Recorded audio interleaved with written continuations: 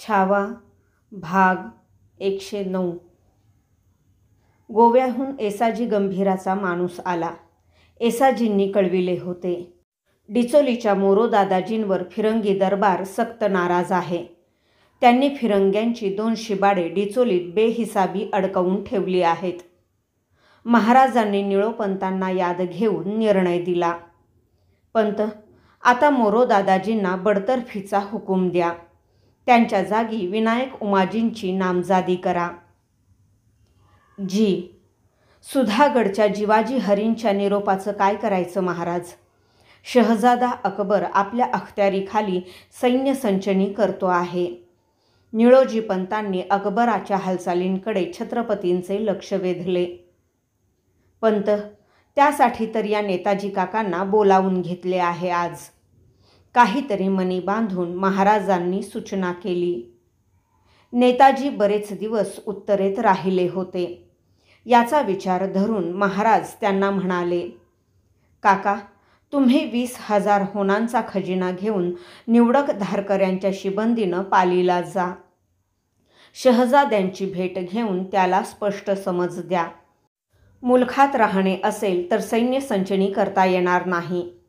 जसे तुम्ही आपल्या मुलखाचे शहेनशाह मानता तसे या राज्याचे आम्ही आहोत. तुम्ही रिवाज सोडू नये. आम्ही पाहुणचार सोडणार नाही. लागल्यास त्याला होनाचं पाठबळ द्या, माणसांचं नाही. जी. आम्ही शहजाद्यावर बारीक नजर ठेवू. नेताजींनी जोखीम उचलली. महाराजांनी त्यांना निरोप दिला. काही बोलू इच्छिणारे निळोपंत घोटाळले आहेत हे ताडून महाराजांनी त्यांना बोलते केले. सांगा निळोपंत, अडखळू नका. पंतांनी क्षणैक ओठांवरून जीभ फिरविली. अडखळतच त्यांनी वृत्तांत दिला. जिवाजी हरींचा दुसराही एक निरोप आहे स्वामी. कसला? मुजुमदार अण्णाजी पंत, चिटणीस बाळाजी पंत, चिरंजीव आवजी, सोमाजी दत्तो अशा आसामींना जेरबंद करून पालीजवळच्या परळीच्या ठाण्यात आणलं आहे. खाडकन उठते होत महाराज म्हणाले, याच खबरीची वाट बघत होतो आम्ही. पेशवे, कशाला उल्लेख केलात त्यांचा मुजुमदार आणि चिटणीस म्हणून? कशासाठी जोडलेत पंत हे आदरवचन त्यांच्या नावामागं? त्या जोखमीच्या पदांचा त्यांनी आपल्याच करणीनं काला करून टाकला आहे. जिवाजी हरींना कळवा. आम्ही जातीनं येतो आहोत परळीला. जी. निळोपंत लगबगीने लवले. त्यांना कळून चुकले. आता परळीची खैर नाही. येसाजी कंक आणि चांगोजी यांना सोबत घेऊन महाराज बालेकिल्ल्याबाहेर पडले. त्यांची पावले कैदखान्याच्या कोठीकडे वळली. कोठडीत बापू माळी, सूर्यानिकम, राघो वासुदेव अशी कटाची 20 हस्तक माणसे काढणी बंद होती. त्यांपैकी एकाचीही मान छत्रपतींच्या समोर वर झाली नाही. त्या सर्वांवर नजर फिरवीत महाराज धारी बोलले, बघून घ्या एकदा आम्हास डोळे फाडून. पिशाच्च नाही हे आमचे, खुद्द आम्ही आहोत. तुमच्या स्वामी कार्याचा मरातब करण्यासाठी जगदंबेने जिवे राखले आहे आम्हाला. येसाजी काका, आम्ही हुकूम देऊ तसाच बिलाकसूर मरातब करा यांचा. महाराजांनी पाठ फिरविली. अखत्यारी येसूबाई आणि निळोपंतांच्या हाती सोपवून 2 दिवसांनी महाराजांनी रायगड सोडला. त्यांच्याबरोबर जोत्याजी, रायाजी अंतोजी आणि निवडीचा फक्त 500 मावळा होता. दिवस श्रावणाचे होते. परळीकडे चालल्या महाराजांच्या मनात उन्ह पावसाची आलटीपलटी धरली. यावेळी आबासाहेब असते आमच्या जागी तर त्यांनी काय केलं असतं? बदअमल केला म्हणून रांझेकर पाटलाचे हात कलम करविणारे, चुगल केली म्हणून उतरोलीकर खंडोजी खोपड्याचे हातपाय उतरविणारे, बाजी घोरपडे, चंद्रराव मोरे यांना नेस्तनाबूत करणारे, मोहिते मामांच्या दंडात काढण्या चढविणारे, गुजर काकांना खान गर्देस मिळवावा ना तर तोंड दावू नये असा हुकूम देणारे, नेताजींना बडतर्फ करणारे, चिंचवडच्या मोरया बाबांना तुमची बिरुदे आम्हास द्या, आमची तुम्ही घ्या असे स्पष्ट बजावणारे, एकोजी काकांना धाकटे ते धाकटे बुद्धीही धाकुटी दाखविली असा ठपका ठेवणारे आणि प्रत्यक्ष आम्हाला आरोपित म्हणून दरबारी पेश घेणारे आबासाहेब कसे वागले असते त्या क्षणी? आजवर कधीच न अनुभवलेले आगळेच राजबळ त्यांच्या मनी थळी करून आले. परळी आली. सामोरे आलेल्या जिवाजींच्यासह महाराज परळीच्या सरकारवाड्यात आले. दुपारचा थाळा आणि विश्रांती होताच तिसऱ्या प्रहराला जिवाजींना छत्रपतींची आज्ञा झाली. दस्त आसामी पेश आणा.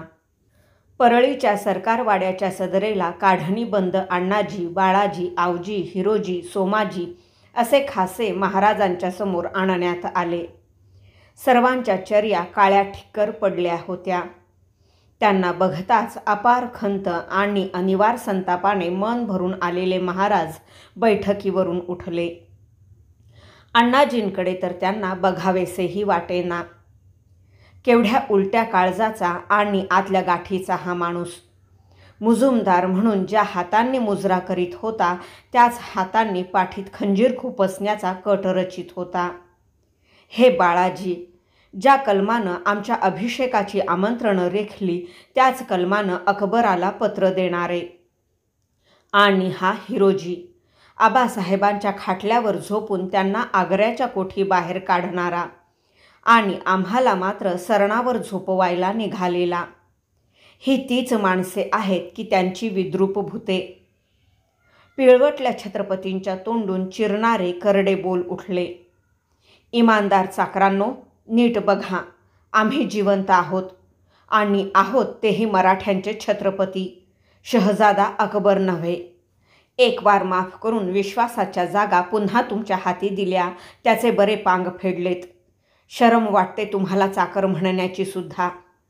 छत्रपतींचे ओठ थरथरले. बोला, कुठली सजा घ्यायला सिद्ध आहात सारे केल्या कर्तुबाची? कोरडा फुटावा तसा महाराजांनी रोकडा सवाल केला. खालमुंडीने सारेच चिडीचाप झाले. ती कोडग्या शांततेची कोंडी महाराजांना असह्य झाली.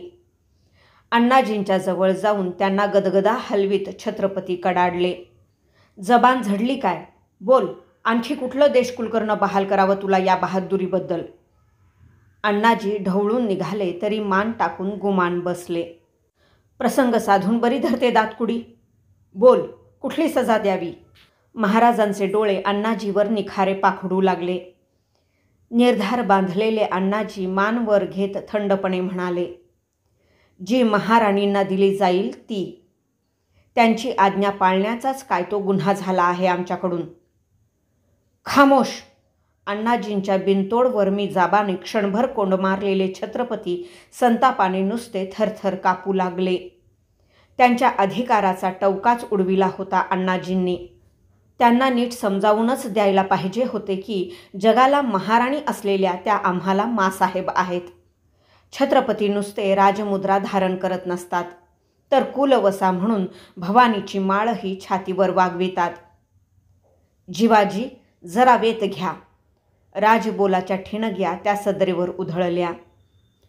नूर ओळखून जी म्हणत जिवाजी आत गेला.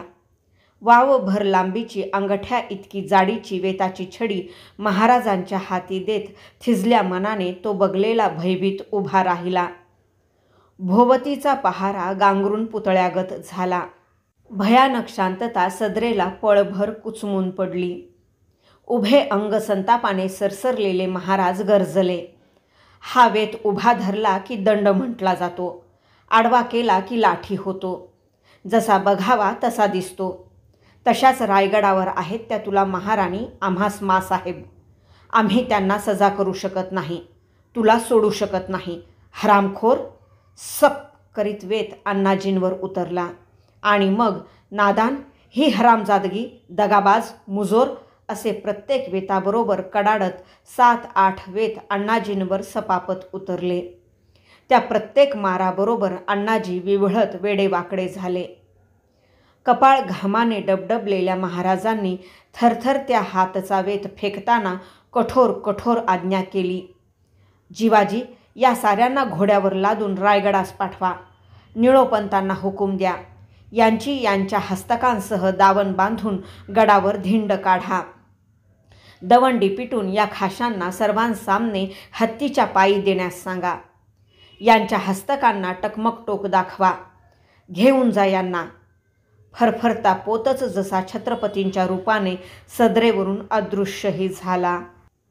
8 दिवस किनारपट्टीत देख टाकून पन्हाळ्यावर जाऊन सोलापूर, पेडगाव, औरंगाबाद भागात पेरावयाच्या सैन्याची म्हालोजींच्या मदतीने बांधणी करून महाराज रायगडी परतले. त्यांनी दिल्या आज्ञेप्रमाणे खंडेराव पानसंबळ आणि खंडोजींच्यासह निळोपंत पेश आले. कटवाल्यांना सजा देऊन 15 दिवस झाले होते. महाराजांसह कुणाच्याच हाती काही नसावे असे विचित्र वातावरण गडावर पसरले होते. थिजल्या मनाच्या खालच्या मानेने समोर उभ्या असलेल्या खंडोजीच्या जवळ छत्रपती आले. शांत धीरगंभीर बोल खंडोजींच्या कानी पडले. कधी वाटतं हा अंगचा राजपेहराव उतरून ठेवावा. याच्या भाराखाली मन आत्मा कोंडून जातो.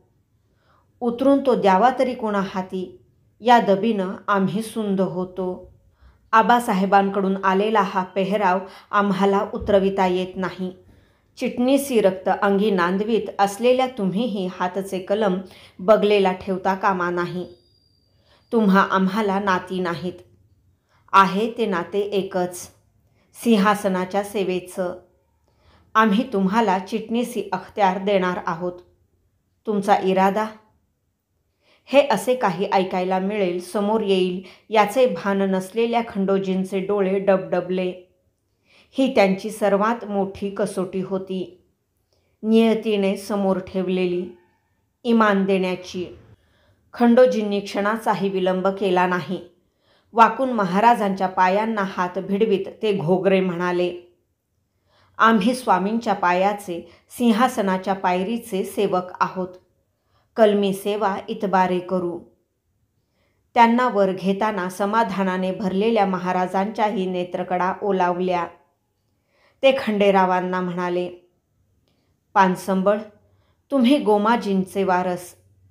त्यांनी थोरल्या आऊंची सेवा केली म्हणजे सर्वांचीच सेवा केली.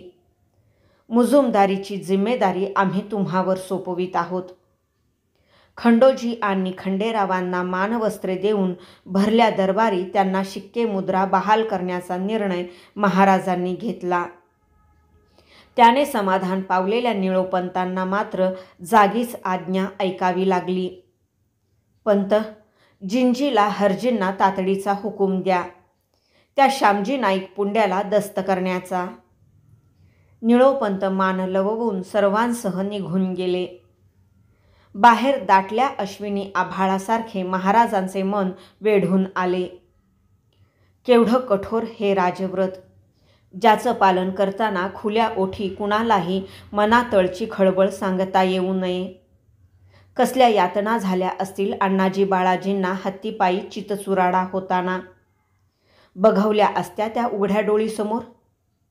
खरंच का फरमावू शकलो नाही कुठलीही सजा आम्ही मासाहेबांना?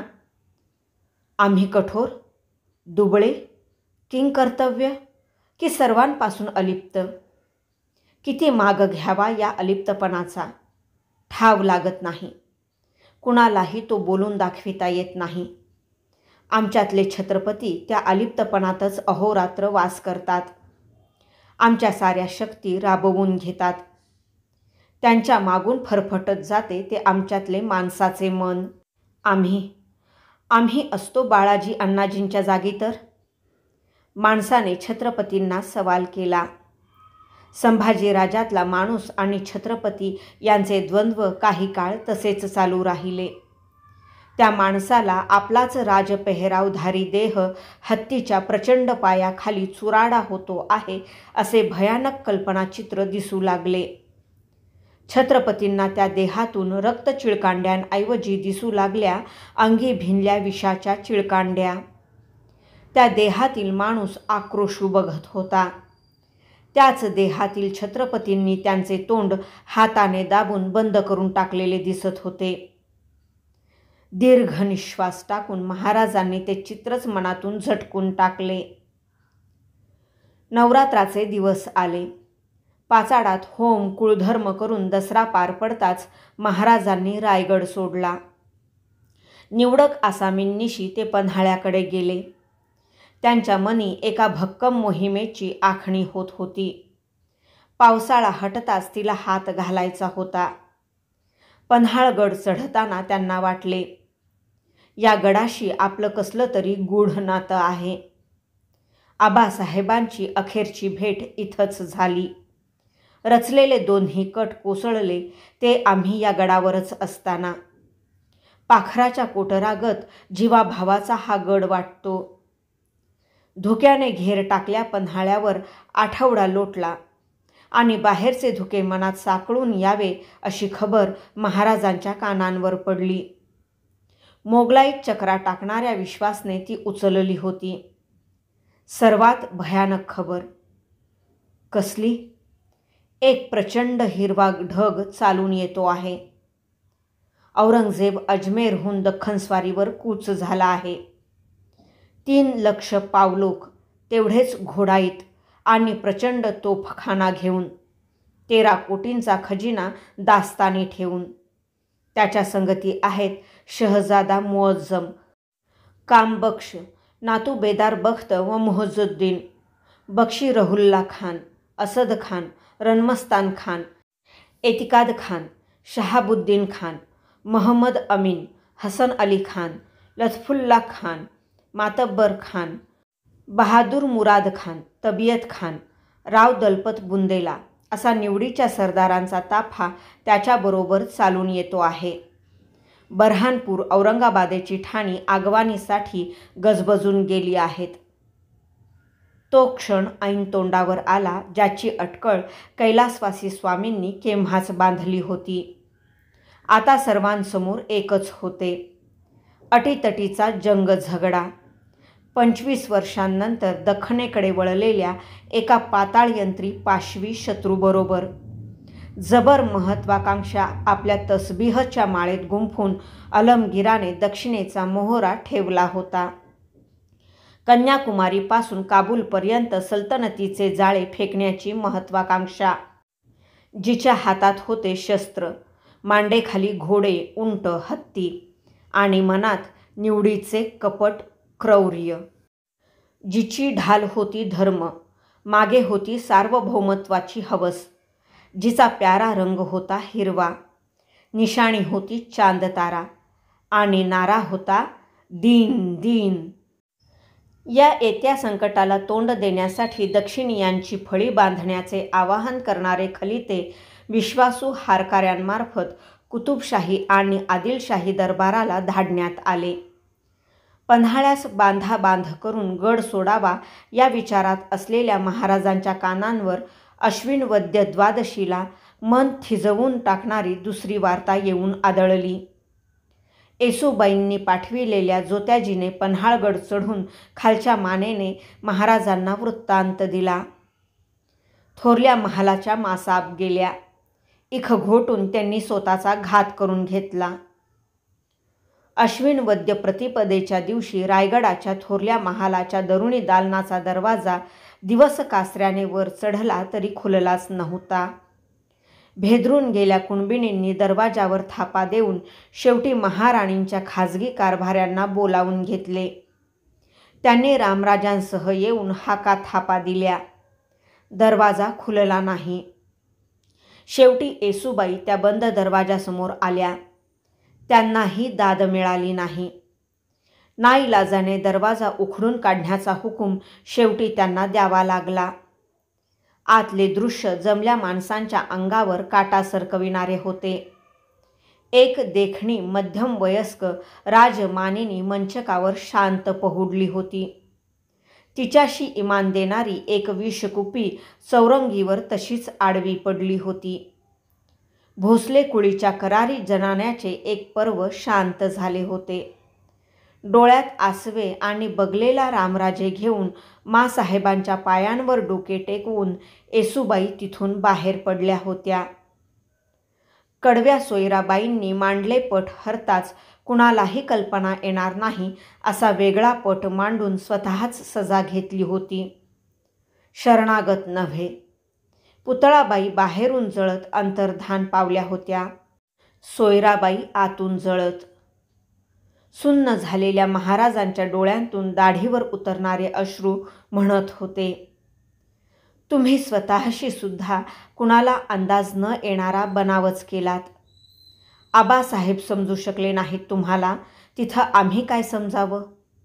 ही असली सजा घेऊन तुम्ही कधीही न मिटणारा वळ उठविला आहे आमच्या काळजावर. तुम्ही म्हणाला नाहीत, आमचे हे रूप ध्यानी ठेवा, पण आम्ही कधीच ते विसरू शकत नाही. जसे सती गेल्या माँसाहेबांच्या पोटी आम्ही उपजतो तर बरे होते, तसेच तुमच्या पोटी उपजतो तर केवढे सवाल मिटते.